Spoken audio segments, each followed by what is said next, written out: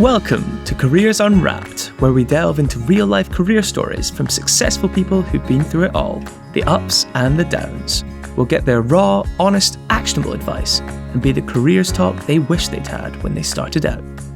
As someone who has had a varied career, from soldier to salesman, expedition leader to entrepreneur, he knows firsthand that your career doesn't always lead you where you expect it to.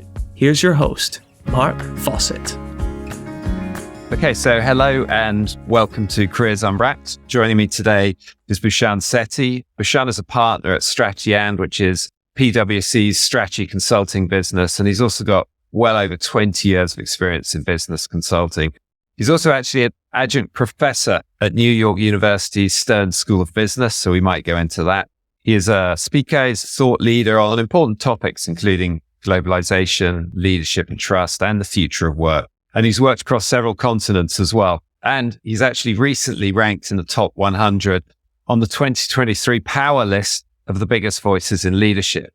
Bhushan, first of all, welcome to the show. Thanks, Mark. Delighted to be here. And I think let's start with, because a lot of people have heard the term business consultant, but would be interested to know, what does that mean you actually do day by day? And when you do it well, what improves in the world? Yeah. So in essence, I'm a problem solver. And so those problems can take on many forms. How do you organize work? How do you implement technology to drive the biggest benefits? How do you integrate two companies that are going through a merger? How do you make companies better skilled and more agile for the future so that they can deliver increased profits and revenue? So in essence, it's solving a business problem. The nature of that problem is different. Been doing this for the best part of 25 years. And when you do this well, you really see the results for your clients. You see your clients actually improve their business. You see them give their people a better development experience. You see them deliver on not just the financial returns, but the other outcomes, whether it be customer, regulatory, or people.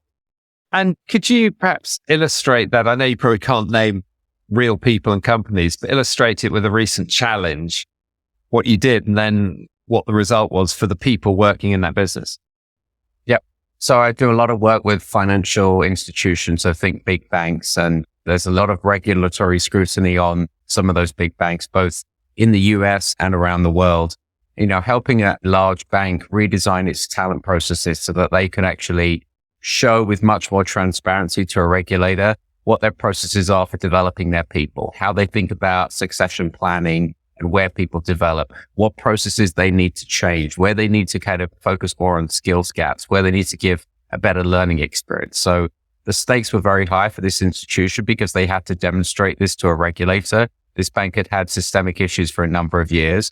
And so working with them, a period of a year, helping them design this process, having them take ownership of it, and ultimately kind of see the benefits, that's one outcome.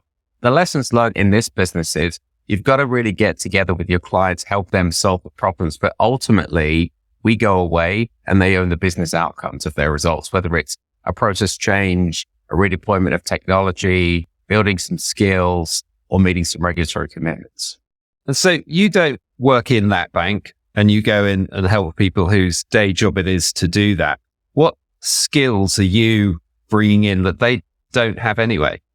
Really good question. So at the start of my career, I used to ask the same, I'm like, what could I possibly tell an institution or people that are 20 years older than me on how to improve their business process or how to, implement technology in a better way or train up their people? Some of the skills are just good problem solving skills in terms of, can you understand what's wrong with the process? Can you understand what the root cause issues are? Do people's roles and responsibilities need to be clearer? Do people information flows need to be different? Do people need to use technology in a different way? So thinking about the skills of how you diagnose a problem in the same way that we try and diagnose problems in our personal life, and thinking about what's the issue versus the root cause, and then how do you actually come up with a solution? That's one of the skills. And obviously there's a whole bunch of skills that are adjacent to that, such as listening, communication, empathy, having a lot of humility for your clients, because as you said, they've been doing that work for maybe 20 years. They know the process in the industry far better than you, and really understanding kind of the skills that you have, but really listening to your clients and working with them to say, how can we actually help you improve your business by coming up with sets of recommendations that you'll ultimately implement and own yourself? And in order to do your job really well, how much of it is a mixture of the more personal skills you've just described, empathy, for example, and how much of it a mixture of technical skills, maybe qualifications you've had to gain, exams you've had to pass to bring together to be able to do it well? I'd say the majority of it is the human skills. And one of those human skills starts with being a lifelong learner. So obviously the business problems we're solving today, when you think about how do I use AI to change my jobs? How do I think about preventing cybersecurity issues in a business? Like the issues have slightly changed from when I started work 25, 30 years ago.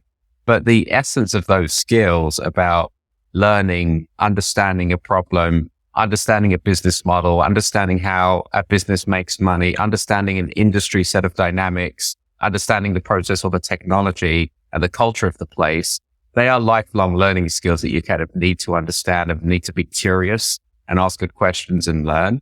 And the rest of it is listening, working with clients, showing some empathy, showing some resilience when you come up with some recommendations that don't actually meet the requirements of the client, actually showing some resilience to say, how can we actually improve? And so a lot of it, I would say, is the human skills, starting with the ability to be curious and learn. And so you mentioned that finance client. Is most of the work that you do in and around the finance sector, or do you work with clients from very different sectors? The majority is in financial services. I do some work in healthcare. I've done some work in the tech sector.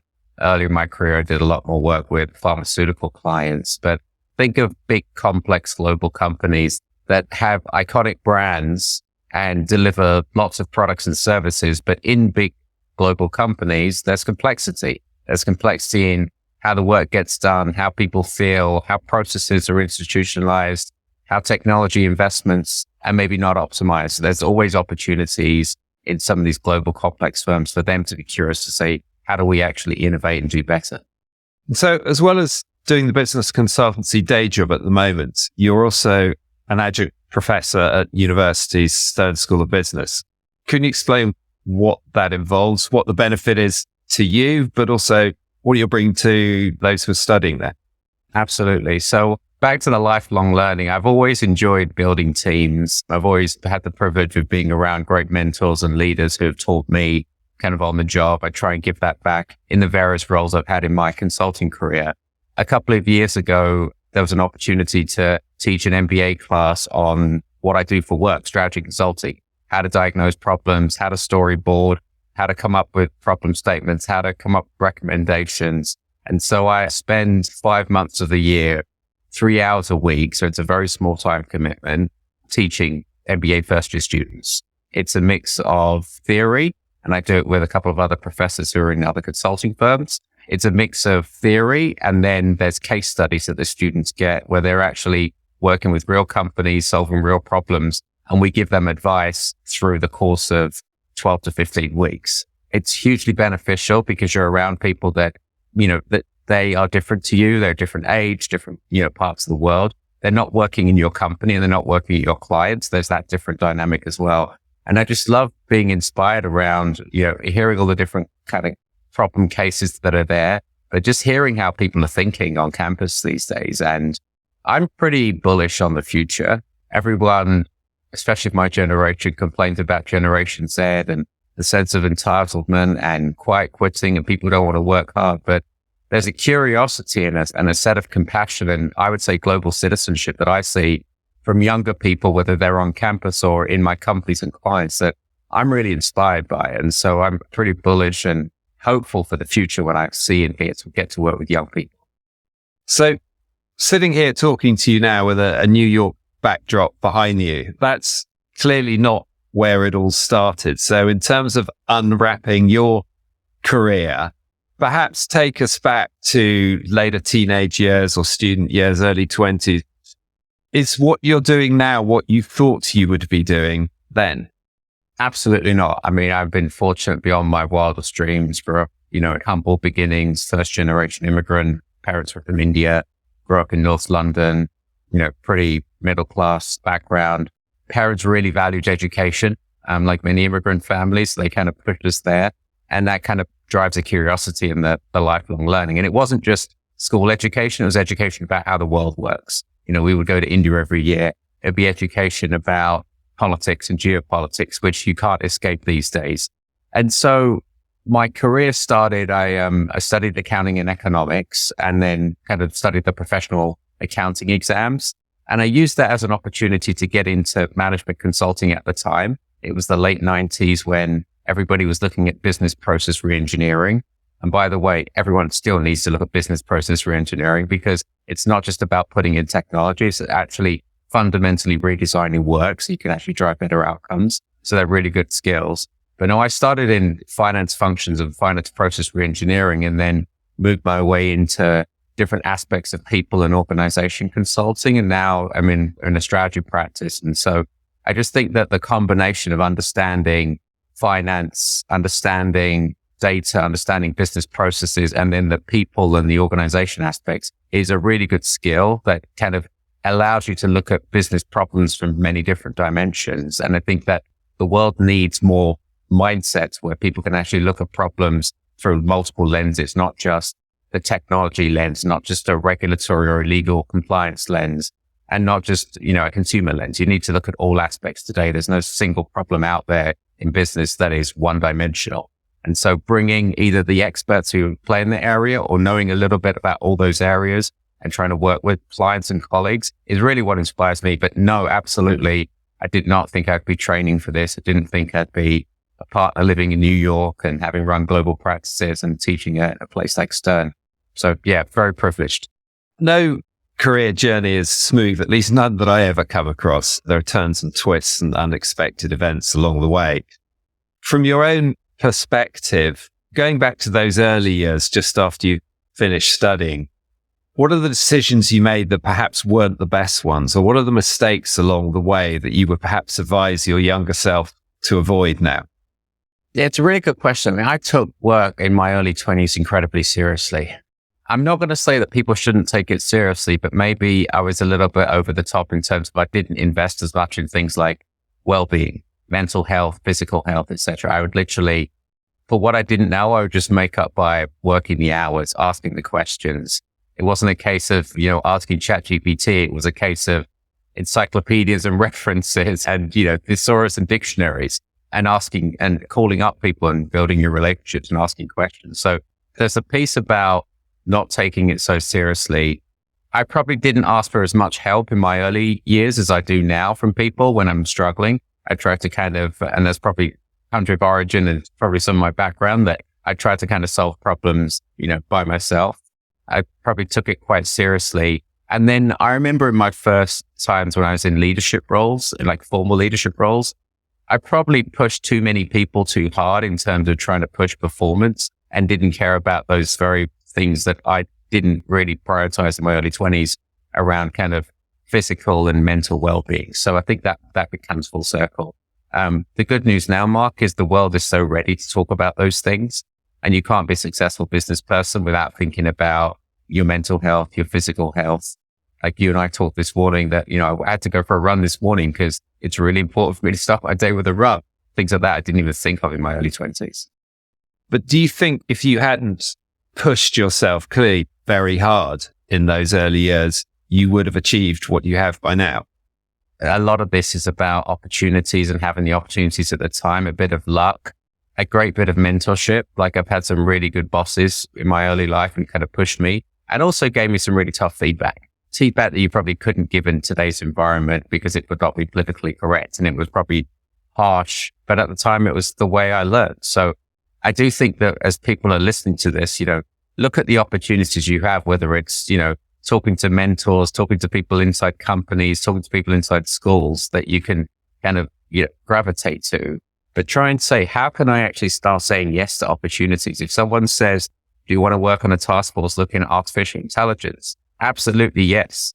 If you want to understand things more about trade flows or geopolitical risks between, Europe and China or the US and China, raise your hand and say yes. Anything that you can do to kind of further your skills and be around information that you wouldn't necessarily have access to or people you wouldn't have access to, I kind of really raise a hand. So that's what I also did. I kind of said yes to so many things, which kind of got me into different aspects of business, but it's also reasons why I, spend time at places like the G20 writing policy briefs, which I never thought I would, or the World Economic Forum, because I just have a thirst and interest around kind of global issues and not just like solving from a business lens, but also trying to influence policymakers on some of those very same issues.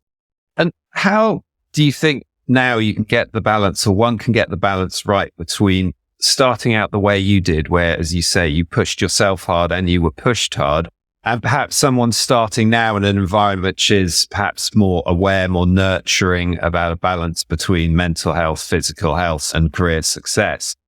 Where's it right if you want to personally achieve and are ambitious?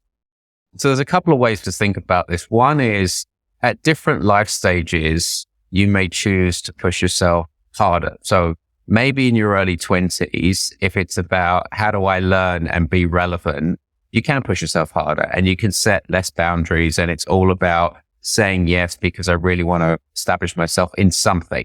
And then that could be some advice that people take. But if people are starting to form families and need to spend more time, or have to kind of, spend more time taking care of dependent, older relatives, it might be different in terms of you got to be really clear on what you need and where you can set boundaries. Everyone talks about, in the office or out of the office. We got to also understand different personality types. Not everyone is comfortable being an extrovert and going out working 12 hours, then going for drinks and going for dinner. Like, many people grow up in Wall Street and the city of London. And so just being really clear on kind of what it is that you need, but be conscious that there's going to be times in your life where you can push yourself harder.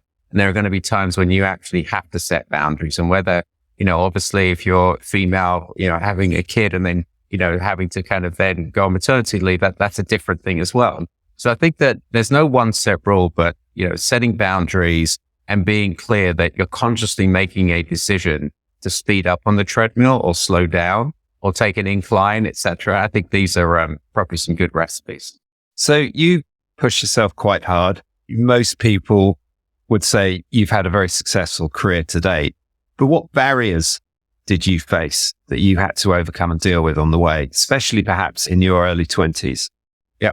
The first barrier is I didn't go to a private school. My parents were immigrants. We didn't really understand all of the airs and graces and trappings that you need in business, from exactly what to wear to how to speak to how to write the fluent business English. But I got some really good feedback in my early 20s on that. I observed, I was comfortable and made some changes. So people see me do a lot of public speaking around the world on stages, virtually and in person. I was an awful public speaker. I remember the first time I got recorded when I was 21. I hated the way I sounded. It was so monotoned, and I really worked on that. And I got some really good feedback. So even something that you may naturally have been encouraged to do, or you don't think is a natural skill, you can work on some of these things and you can really practice. And so there were some barriers there. And then as you get more into the world of work, you realize, or I did as well, it is more of a meritocracy. You get judged not on your academics or your country of origin or your school that you went to.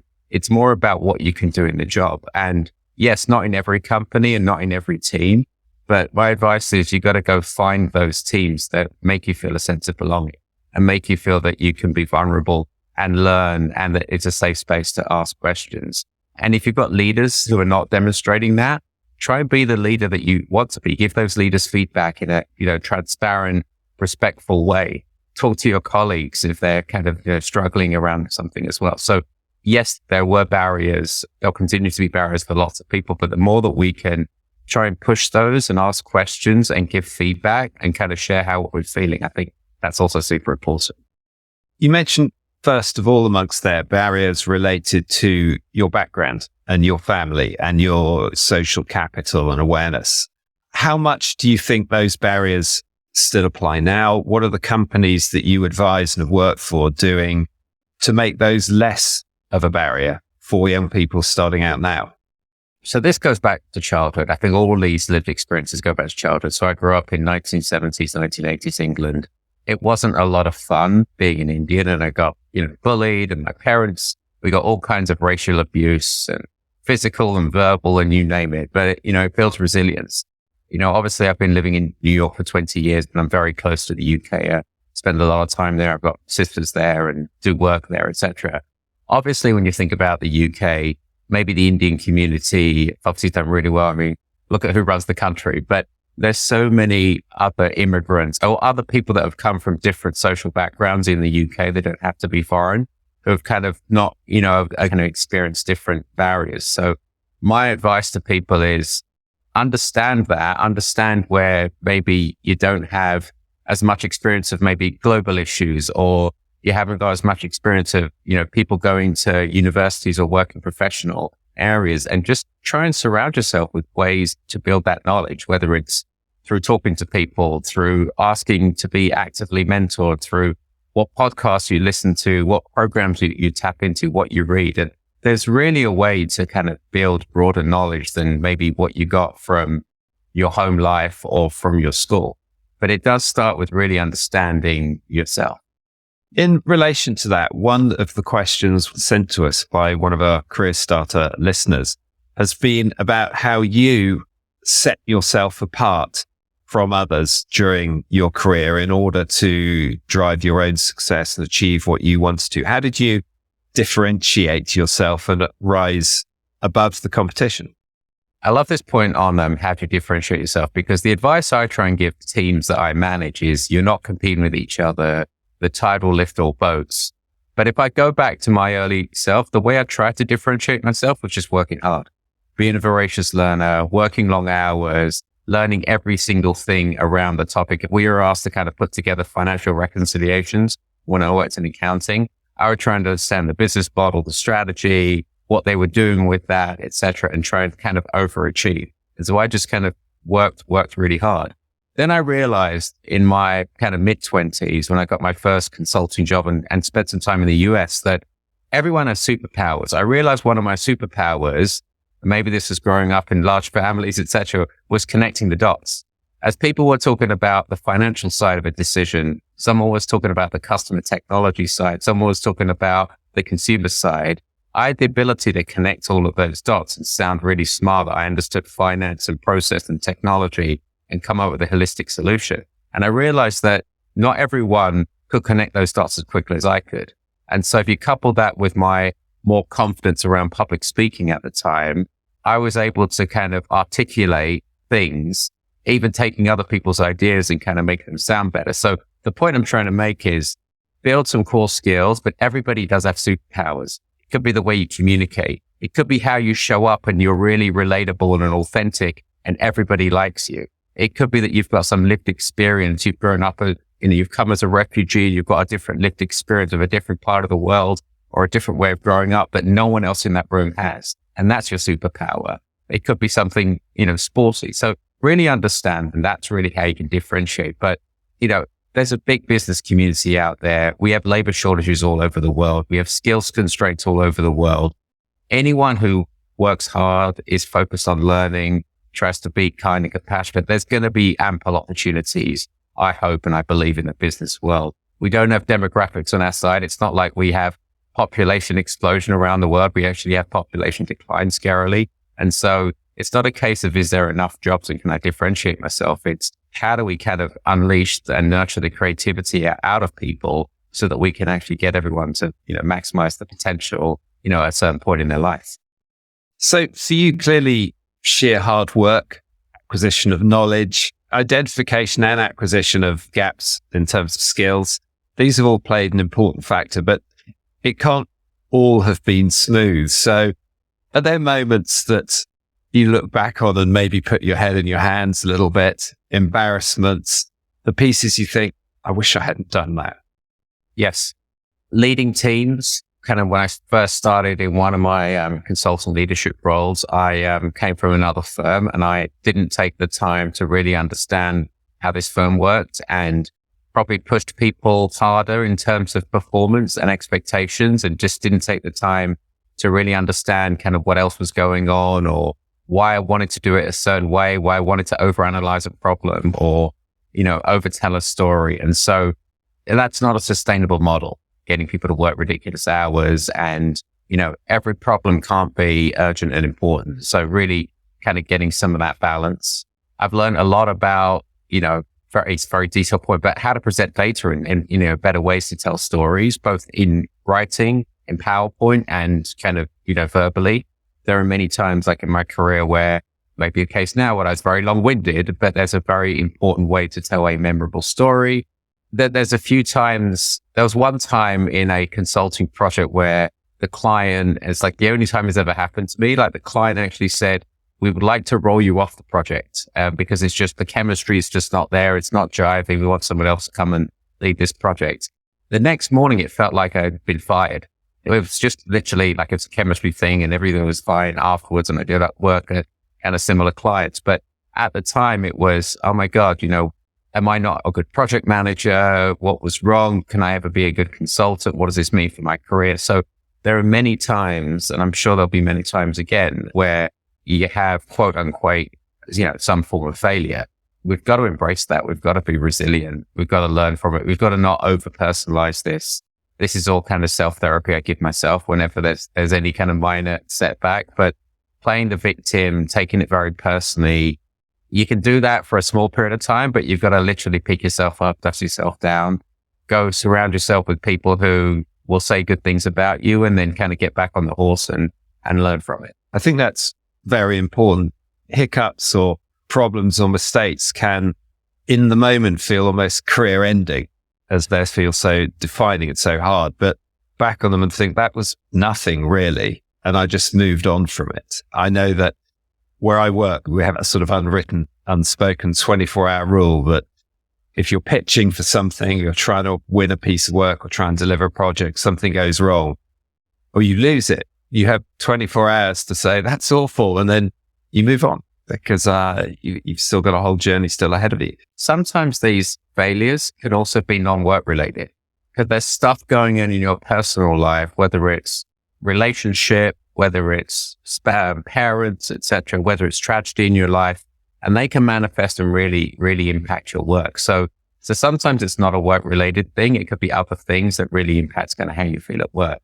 15 years ago, both my parents passed away in the last few years, and I've had to learn a lot of lessons in terms of resilience and dealing with stuff. And the first, I'm in a much better place now, but the first couple of years, especially after my father died 15 years ago, I was in a terrible state. Wasn't very good at work, wasn't very good at home, etc. And so it's really important for you to know yourself and anticipate, not that you can never anticipate the loss of a parent, but just to understand that there's going to be times when you're going to react and you've got to and sometimes we'll react badly and you won't understand. But again, the same rules apply that you can be sad and depressed for a small period of time and be angry, but you then got to kind of pick yourself up, be good to yourself, surround yourself with people who love and care for you and kind of figure out what your future path is. You mentioned there about surrounding yourself with the right sort of people. And earlier on, you mentioned mentors as well. Which people have really made a difference to you along your career journey? And what is it that you think now they did that really helped? I worked at a company called Boots in Nottingham, which obviously a lot of people will know. They've obviously transformed, named, etc. They're a different kind of business then. But my first ever boss, my first ever job, 21 years old, basically said to me, there's 3 things I want you to always remember. He said, always remember that it's okay to ask questions and challenge everything. Always remember kind of who your customers are. So when someone says, I want to produce a report, always say, who's the end customer for the report? What are they actually going to do with it? And then the other thing is be bold. And I've tried to take all of those into my professional life, and I try and encourage my teams to do that. And some people may be thinking that I ask too many questions, and some people may think that I'm too provocative. And so sometimes these things can get you into a little bit of trouble. But I actually think that as a business leader, we're craving for more younger people to actually ask questions, be curious, challenge respectfully everything. And also things like, the old notions of, just do it. No, do ask who's the end consumer of this and what value do they derive? So those have been great lessons. And he really empowered me to be courageous as some 21-year-old kid who knew nothing about business. So from North London to Boots via other roles to New York, you've obviously had to make a number of personal career decisions on the way, decisions that might have taken you one way or another. How did you evaluate how to make the right decision, whether that's a new job or a different type of role within a company you're in? How did you approach that? I go back to am I going to be able to learn? Am I going to be able to be happy in those roles? Am I going to be surrounded by people that I want to build working relationships and personal relationships with? And so it's always gravitated to larger consulting firms. There was a time before joining PwC that I had an offer to start a small consulting part of a PR firm. It's a great PR firm. We're still friends, etc. But it just wasn't for me at the time.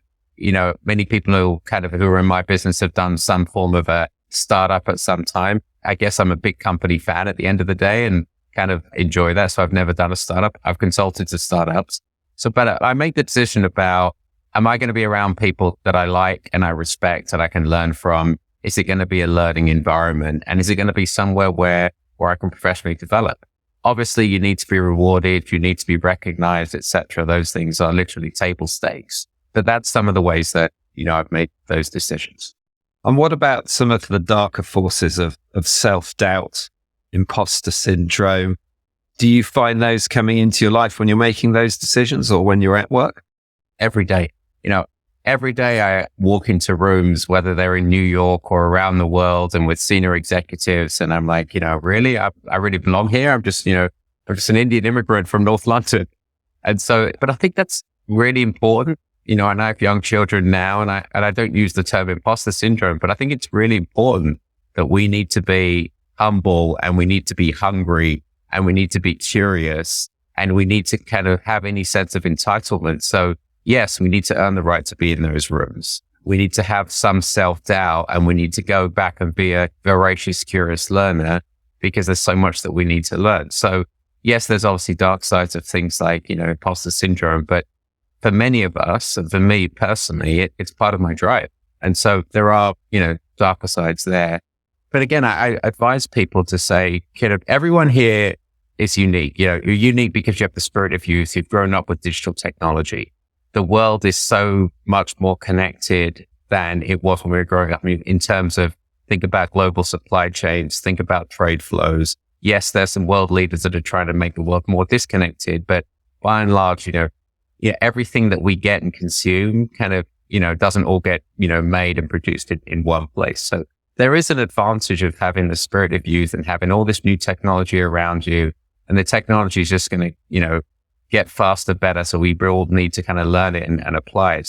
So there is a sense of confidence that we should feel growing up in this age. And if you marry that with the good skills of being a good citizen, being compassionate, caring about any externalities of things like the technology, like you see cyberbullying or self-harm, etc. So if we're really kind of mindful about some of the controls and some of the challenges around things that we have like technology, I think young people, whether you're entering business or finishing school, are well positioned to kind of help us, in the business community, kind of think about, new products, new services, new ways to use technology and data.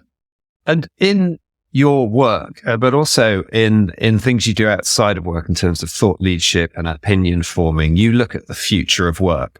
In other words, what it's going to be like for those who are entering the workforce now, whatever role.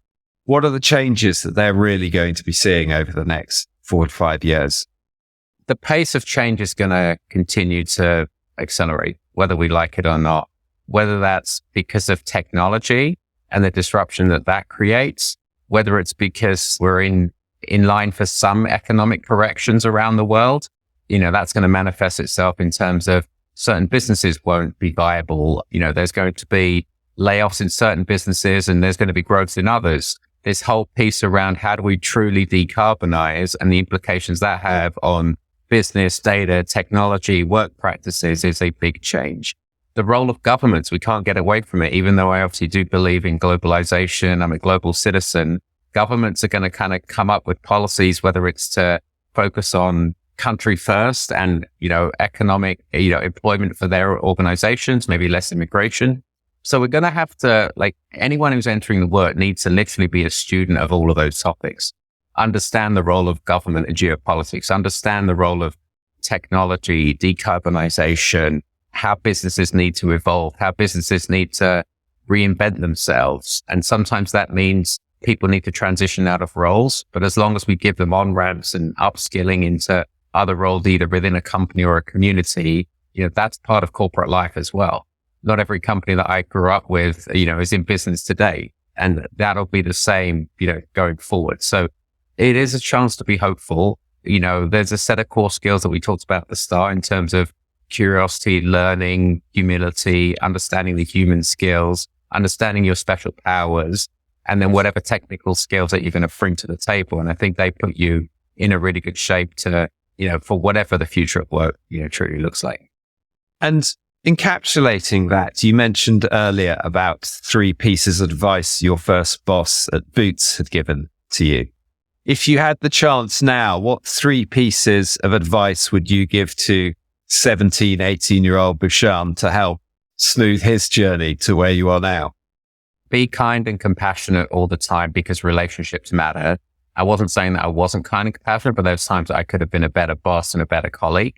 I think that's super important because it's the relationships that get you through, whether they're virtual or physical. I obviously believe that, you need to be in person for some of that to actually really build trust, but those relationships matter. And there's people that I'm still in touch with, I worked with 25 years ago, and we pick up the phone or the text, and it literally is like yesterday. And that will be helpful both in personal and business lives. So it's kind of, the kindness and compassion. I do think physical fitness is really important. I'm 50 years old now. I feel healthier, happier, fitter than I ever have. Since my parents died, I started running marathons. I've run 11 marathons. I've run pretty much every day. It's my way of dealing with stuff. So my point there is find something that's physical, like could be yoga, could be walking, could be spiritual, but you do every day. Because I think that's really, really important. And there were times when I didn't do that, and times when I would kind of just binge exercise and just think that if you work out a couple of times on a weekend, it's okay. But no, you need something constant. I think that's really, really important as well. So that'd be, a couple of things around the kindness and the relationships and also the investments in wellbeing. And who would you have play you in the movie of your career journey? It could be a young Shah Rukh Khan, if people understand, because he's, Indian person. I don't know, maybe one of my daughters could play me because, they've lived this, they know this very well. Great. And one of the things we want to do is we want to keep passing the baton of career experience along. So if there's one other person who you think should come on this show, whose own Career Unwrapped experience could help others with their career, who do you think that would be? I will have to ask her permission because she's a dear friend and she lives in the UK. I had the opportunity to meet Lady Mariam Jam, who runs a non-for-profit called I'm the Code, and their objective is to train 1 billion females by 2030 on how to code. And it's typically, people who are kind of from marginalized communities, refugees, etc. So she runs a foundation, etc. We met at the World Economic Forum. We've sat on some councils together. We've written some papers. We've become friends. I've been on her podcast. But she's doing amazing work, and she has a really interesting, with a lot of trauma background in terms of, she was a refugee herself. She's self-educated. She now sees the importance of teaching females how to code and is running a foundation there and working with a lot of businesses to kind of fund that charity. She travels around a lot, but she does live in London. And she has a son who's like in the school system. So I would probably have to ask her permission, but Lady Mariam Jam is like someone, and I'm the Code is the podcast and the foundation that she runs. Brilliant. Well, that sounds like a bucket of experience we would really like to dip into. So Bhushan, thank you so much for joining us to unwrap your own career journey. It's been great, really interesting, and thoroughly enjoyed it. Thank you. Thank you. I really appreciate the opportunity, and good luck to everyone. Thank you. This podcast is sponsored by We Are Futures. To find out more about We Are Futures and how we can introduce your brand, business, or organisation to the mass markets of tomorrow, visit www.wearefutures.com. Make sure to search for Careers Unwrapped in Apple Podcasts, Spotify, Google Podcasts, or anywhere else podcasts are found. Remember to click subscribe so you don't miss out on any future episodes. On behalf of the team here at We Are Futures, thanks for listening.